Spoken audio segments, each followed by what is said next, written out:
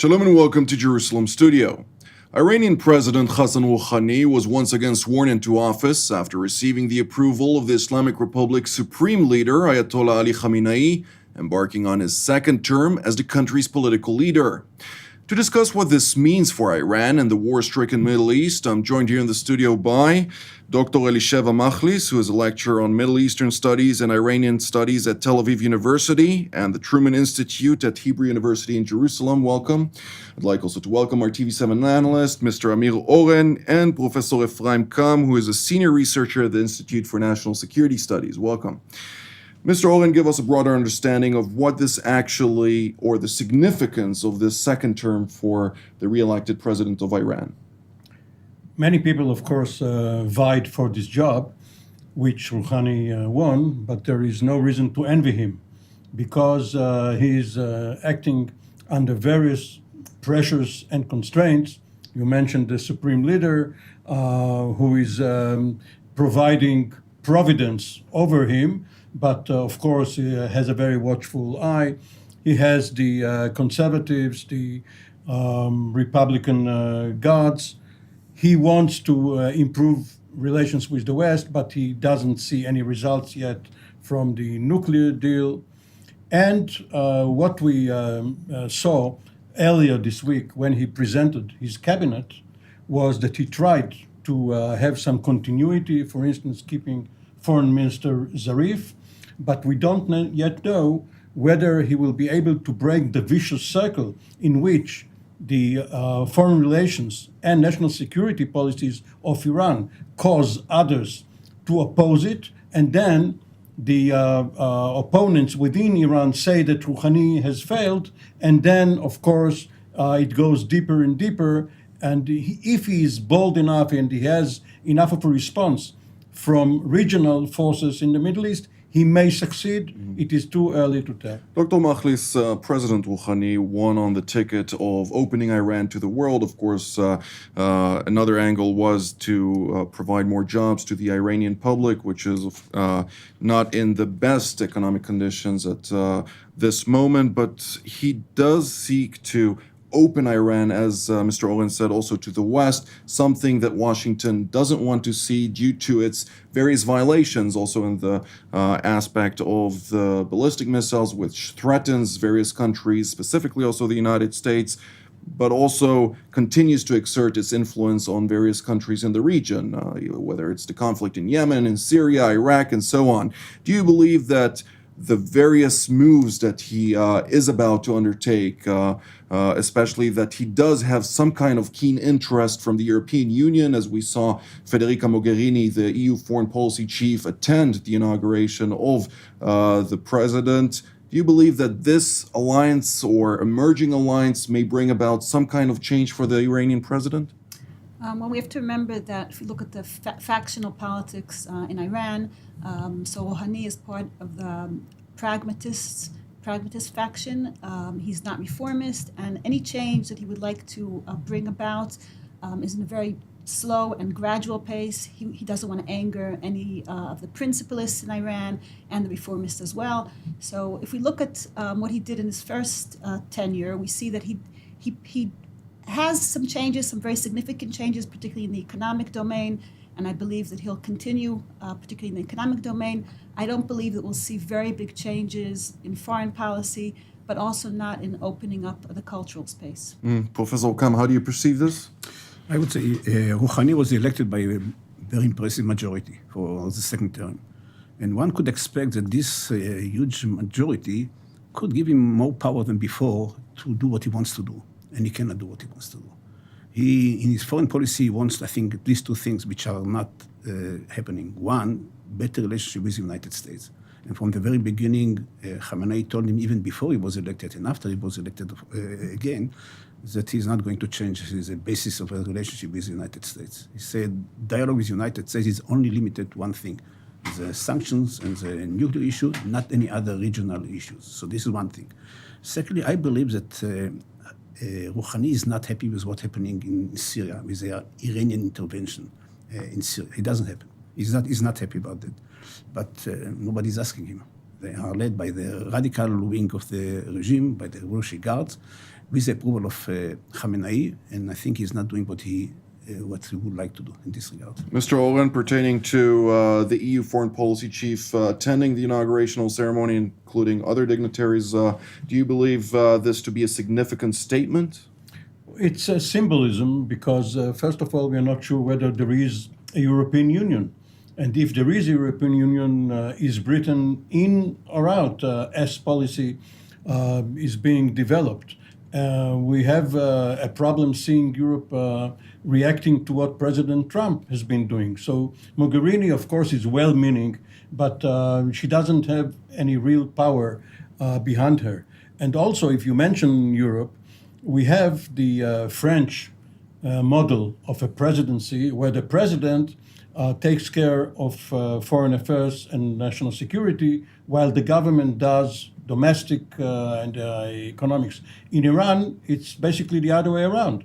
The president can try his domestic policies, but as Dr. Machlis said, if he tries to do anything outside of Iran, which the Revolutionary Guards or Khamenei or others do not like, he is not going to make it. The title of president, Dr. Machlis, is more of an advisor rather than an actual president like we term it in the West, an advisor to the Ayatollah Ali Khamenei, who is the decision maker in the country. How much of a power struggle is this, considering the different views between Hassan Rouhani and Ayatollah Ali Khamenei when we're talking about his next term in office? Okay, we can't compare the president of Iran to any president in the West. However, this is not a total dictatorship either. We're talking about a hybrid system in which checks and balances between the revolutionary element of this regime, but also we have elected institutions. So as a result, I don't think we could ignore his position as president and the whole contestation that takes place in Iran.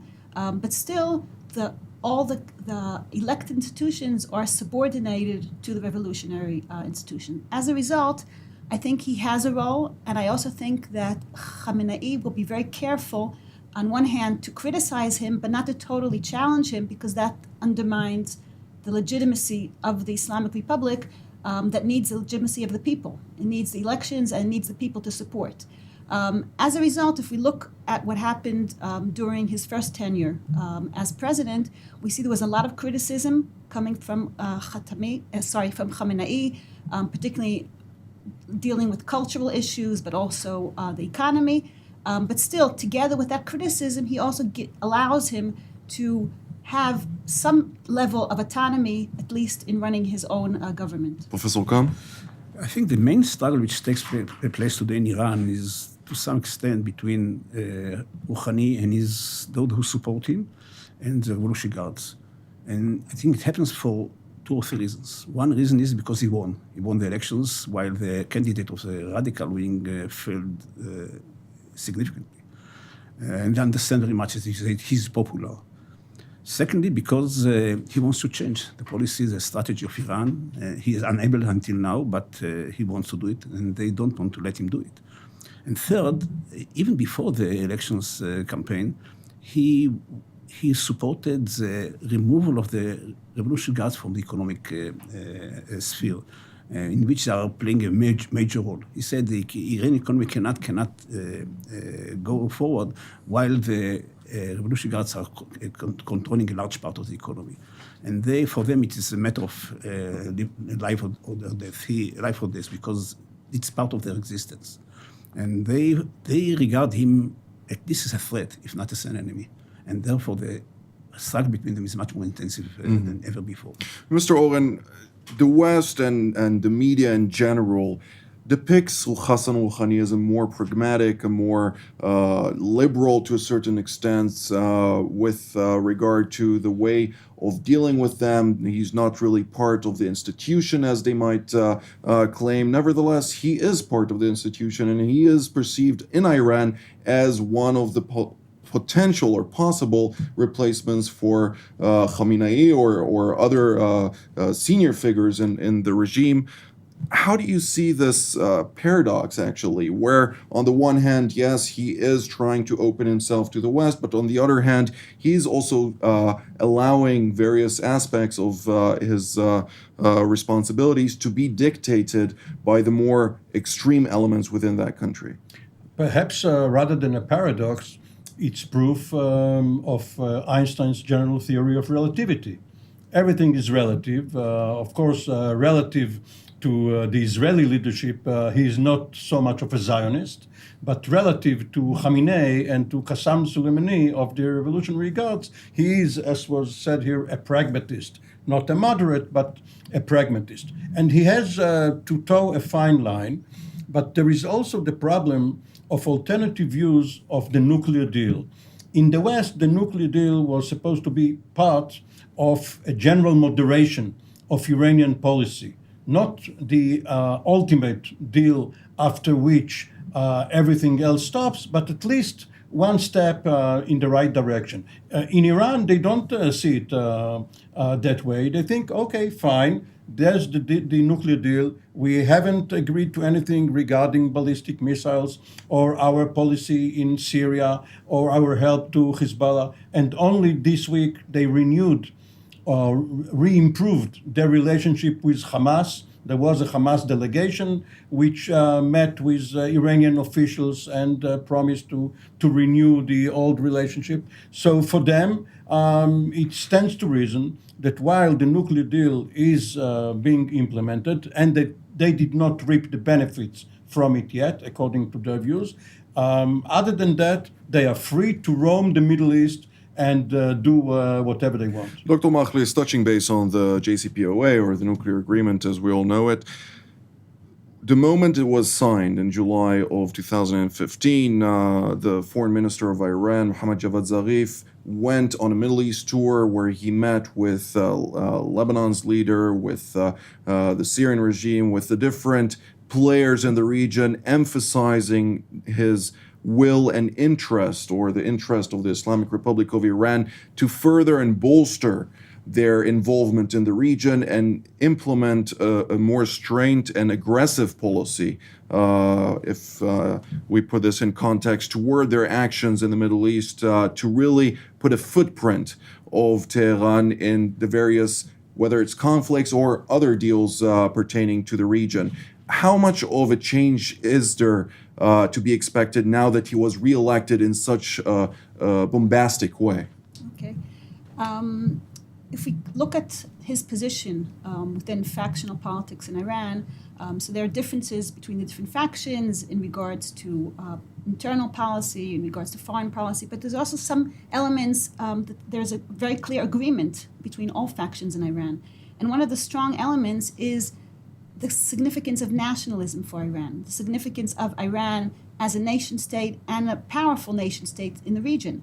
And as a result, I think from his perspective, Iran's involvement in the region is a very positive element, and that won't change. I don't think that he's very different in that respect to principalists in Iran. So when he's talking about opening up to the world, this is more from an economic perspective. But if we're talking about the geopolitical arena, here I don't think there's too many differences, because also Rouhani would like Iran to be a strong nation in this region. Mm-hmm. Professor Khan, when we're talking about Iran as a strong nation in the region, we see the various actions being conducted by the Revolutionary Guard, which is under Supreme Leader Ayatollah Ali Khamenei, a very strange organization, very coordinated, and very effective to that manner that it is also involved on the one hand in its foreign policy, whether it's to advise the proxies of the Islamic Republic, be it in Yemen or Syria or elsewhere, but at the same time it also has the ballistic missile program, which is the significant threat to Western civilization, whether it be the United States and Europe, how they perceive it as a violation of the sphere of the nuclear agreement, to a certain extent, of course, because it violated the understandings of certain Security Council resolutions. Do you believe that the separation of responsibilities within the Iranian establishment, be it the Revolutionary Guard, which is separated then from the presidential responsibilities, Is it calculated in order to try and somehow confuse the West in its dealings with the various foreign policy actions? I would say that the position of the Revolutionary Guard has changed during the last few years, because originally it was established during the war between Iraq and Iran for one thing, in order to protect the stability and survival of the regime. This was the main mission of the Revolutionary Guards. And this was a mission for the first decade, even beyond it. But during the last few years, especially during the last 3 or 4 years, taking into account the Iranian intervention in Syria, they changed the role. And the role is now to intervene in other countries, and above all in Syria, in Iraq also. And not sure this is the end of the story. And this is a major change in the Iranian strategy, at least in this region. Mr. Oren? In Middle Eastern countries, it is quite the norm if the regime wants to protect itself. In Saudi Arabia, for instance, you have the army, the military, regular military, and you have the National Guard under different princes, so that power is not accumulated in one hand. And originally, what we had in Iran was that the military, even though the Shah was no longer there, the military was suspect regarding its revolutionary spirit. So they set up the Revolutionary Guard and the Basij, the more popular force, so that they will have countervailing forces. But then, because the Iranian military, army, navy, and air force is more focused on protecting the homeland, homeland security, you may say, the Revolutionary Guards, the Quds Force especially, found for itself missions abroad, as Professor Kam mentioned. And not only is Iraq one of the main arenas because of the Shiite population and the Shiite militias, but now also Afghanistan. With the Taliban, Iran wants to create a common front against the United States. So they are very creative, they are looking for opportunities, but if you look at it from the Persian perspective, because perspective also has Persian in it, they are a country which is surrounded by various threats. You can talk about Qatar as one of their various allies against Saudi Arabia, which is their enemy. And the Iranians, of course, miss no opportunity to say that the Saudis are the protectors of terrorist organizations rather than the Iranians. So they have many problems. And the question is, can some creative, innovative diplomacy reach Rouhani and Zarif and their group, especially next month when they go to the United Nations General Assembly? Dr. Machlis, how do you perceive this various paradigm when we're talking about the Iranians trying to extend their reach to various countries in the region? I think we have to take into account here that Iran, as I mentioned, as a very significant nation state with a very big pride in its history, on one hand, and a Shia country on the other hand, would like to extend its relationship to all Muslim countries. So this is not only an issue of trying to extend with its very important players such as Syria.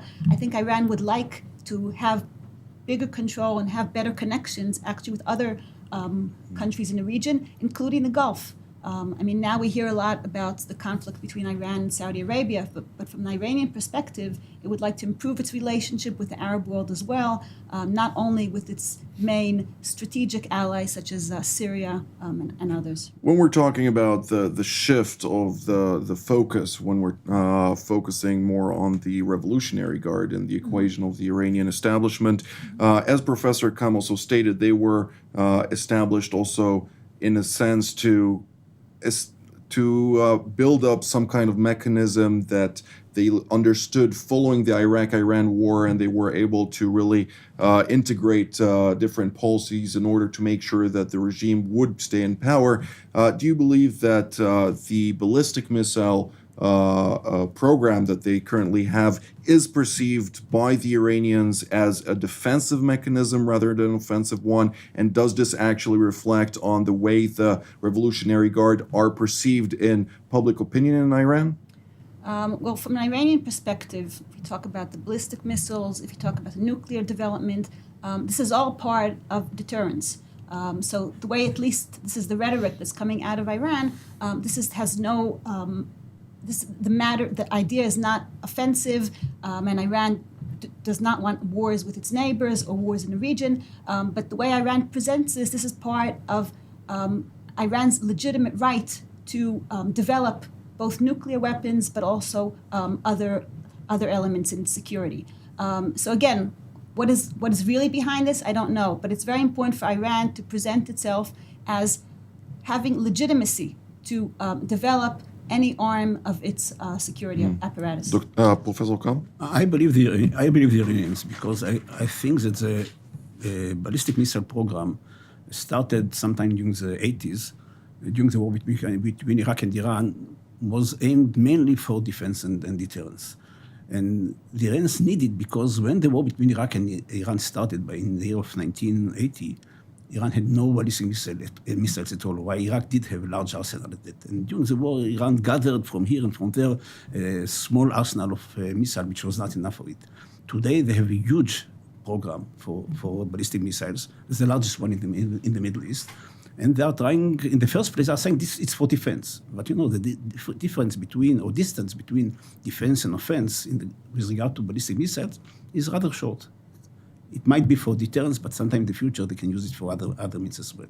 Mm-hmm. Mr. Oren. The Iraqis, of course, preceded the Iranians in going for a nuclear weapon, and the Iranians preceded the Israelis in hitting the Iraqi nuclear reactor. They did it in October of 1980, a few days after the Iran-Iraq war started. They missed. They couldn't hit the target, but they tried. All in all, if you look at their policy in the region, they are not adventurous and they are not provocative. They are building a lot of power for a future confrontation, for instance, between Hezbollah and Israel. But they want to hold it back for now. They don't want to provoke Israel into retaliation. Of course, Israel does try to preempt the transfer of weapons. But the Iranians, if they have the will, and apparently they do, are trying to restrain Hassan Nasrallah from doing anything right now. They want to wait for the right moment when it fits their interests. I'd like to shift the discussion. We've been talking about how the Iranians perceive themselves and so on, and their various tendencies to advance their policy. I'd like to focus now on the American angle and the European angle toward Iran. How do you think the international community at large currently perceives the re-election of Hassan Rouhani? I think there's a big difference between how the U.S. sees it and Europe. We also have to remember that Khamenei, and we're talking about going back to the early days of the revolution, particularly the shift towards Rafsanjani. And when Rafsanjani began opening up the state, the first players, and he reached out, first of all, towards the Europeans. So Europeans already have a history of warming up towards Iran, already, I would say, since 1989. And this also has some level of legitimacy in Iran. If we look at the difference between the US and Europe, again, from an Iranian perspective, there is a big difference. The US is the great Satan, not so the Europe. So we have a history of opening up, first of all, to Europe already since 1989, during Rafsanjani's period. And I think in general, there's less of a problem vis-a-vis Europe, and particularly now with the change and the shift towards Trump in the U.S. Professor Kam? There is growing difference between the Americans and Europeans with regard to what to do with Iran. The main thing has to do with regard to the nuclear agreement, because Trump said a couple of times, though he's not going to do it immediately, but he's not going to, perhaps at all, but he spoke about canceling the agreement, while the Europeans saying no one, it cannot happen. I don't think he's going to do it, but the fact that he's speaking about it time and again is a matter of concern for the Europeans. And secondly, the whole, I would say, basis of the relationship between the United States and Iran today under the Trump administration is very problematic. The Iranians are concerned about Trump. He's not going to do anything positive in the relationship between the United States and Iran, and the Europeans are not happy about it. They want a different kind of relationship. Mr. Amir? The nuclear deal was, of course, dependent on a common agreement, first of all, between the six or the seventh, if you call the EU another partner. But the Americans cannot do anything unilaterally. You have Russia and China and Germany and Britain and France, and they are going to go, each would go its own way. And this is the one area in which they had an agreement. What about all the other areas? And the Americans can also, they have a hard time fine-tuning their policy, because you saw Boeing and other corporations rushing into the Iranian market. They are competing with their European and Asian industries. They want to sell. So on the one hand, Trump wants to have more sanctions on Iran, and especially on the Revolutionary Guards or other extreme elements. He wouldn't like to have Rouhani and his group sanctioned. But on the other hand, he wants to bring more jobs, make America great, cut unemployment. So he has to sell to Iran too. So he's trying to find his way. He's 6 months in office now, and we don't see any coherent policy yet. I'd like to bring Israel into the picture. How does Israel actually perceive the re-election of Hassan Rouhani? I think Israel is waiting to see developments, and I think it would be smart for Israel to wait and see what's going on. But from an Israeli perspective, I don't see a very big change in Iranian policy in the coming years, also vis-a-vis Syria, Iranian involvement in the region. So I don't see any big difference in its foreign policy. And I think that's really a perspective that should interest Israel. Professor Kam? I would agree there is no major change in the relationship or in the Israeli approach toward Iran. There were some hopes because Rouhani is, in a way, more convenient to Israel. Doesn't speak about the elimination of the state of Israel like Ahmadinejad. But since he's not strong enough to bring about any real change in the Iranian strategy and policy, for the time being, there is no major change. Mr. Oren? Historically, we should learn from our own experience regarding what happened both in Israel and in the adjacent states. When Sadat replaced Nasser, we said, well, it's a minor change, no real change. But even in our own system, when Rabin replaced Shamir or when Barak replaced Netanyahu, looked from outside, they would say, all Israelis are alike. Deep down, there is a basic continuity. But the nuances count. And Rouhani can bring about change if he is helped by external forces. Not that we have to heap too much praise on him.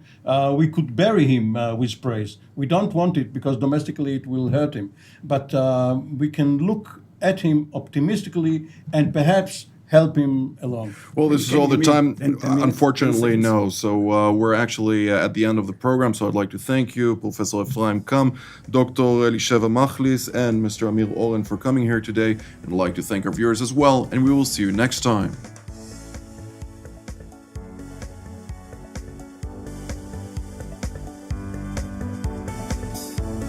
TV7 Israel's mission is to give you, our viewers, truthful information, which in effect will give you a chance to really understand what is happening in Israel and its region. If you're blessed by our programs and believe our mission to be important, we urge you to support us and become a voice for Israel.